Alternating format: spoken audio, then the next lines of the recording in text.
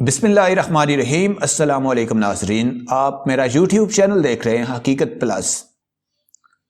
Coca Cola کا corona test بھی positive آ گیا۔ عالمی وبا نے انسانوں کے بعد مشروبات کو بھی اپنی لپیٹ میں لے لیا۔ ویڈیو کی تفصیل میں جانے سے پہلے آپ سے گزارش ہے کہ اس ویڈیو کو لائک کریں۔ یہ 2020 ناقابل فراموش رہے گا کیونکہ اس میں بپا ہونے والا سب سے بڑا مارکا کرونا وائرس کا ہے، جس نے پوری دنیا کو ہلا کر رکھ دیا ہے۔ کرونا وائرس سال کے آغاز میں ہی قدم جمانے شروع ہوا اور اب کسی ملک میں دوسری تو کہیں تیسری لہر کی لپیٹ میں انسانوں کو لے رہا ہے۔ تاہم کرونا ٹیسٹ کے حوالے سے کئی شکوک و شبہات پائے جاتے ہیں، کیونکہ آپ ایک جگہ سے ٹیسٹ کرائیں تو پازیٹیو ہوتا ہے اور اگر دوسری جگہ سے کرائیں تو نیگیٹو آ جاتا ہے۔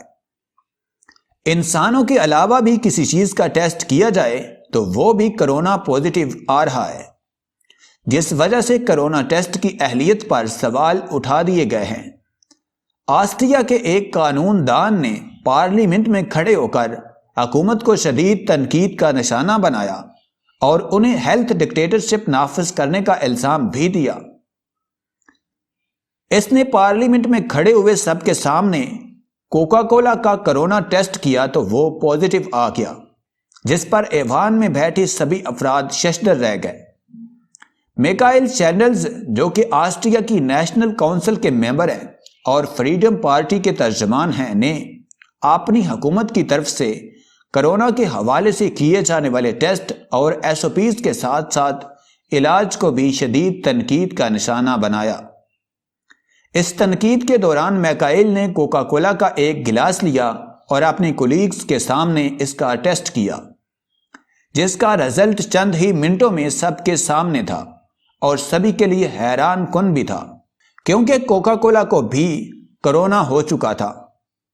انہوں نے حکومت کو تنقید کا نشانہ بناتے ہوئے کہا کہ یہ صرف اور صرف فارماسیوٹیکل کمپنیز کو فائدہ پہنچانے کے لیے ڈھونگ رچایا جا رہا ہے۔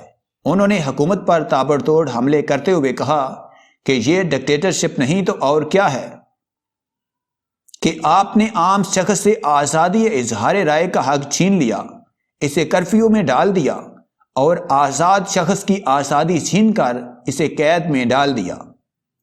کرونا وائرس سے بچاؤ کے لیے اپنائی جانے والی بڑے پیمانے پر سختیوں نے سب کو معاشی طور پر دیوالیہ کر دیا۔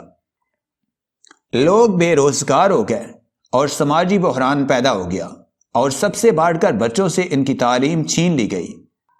میکائل نے اپنی پارلیمنٹ میں بیٹھے لوگوں کو تو سوچنے پر مجبور کر دیا، تاہم کچھ فرض ہمارا بھی ہے کہ کرونا سے بچاؤ کے لیے حفاظتی اقدامات تو ضروری ہیں، لیکن اس دوران خود کو معاشی حوالے سے دیوالیہ ہونے سے کیسے بچانا ہے اور بچوں کی تعلیم کا کیسے بندوبست کرنا ہے، اس کے لیے ہمیں ہاتھوں پر ہاتھ رکھ کر نہیں بیٹھنا، بلکہ کچھ نہ کچھ ضرور کرنا ہے۔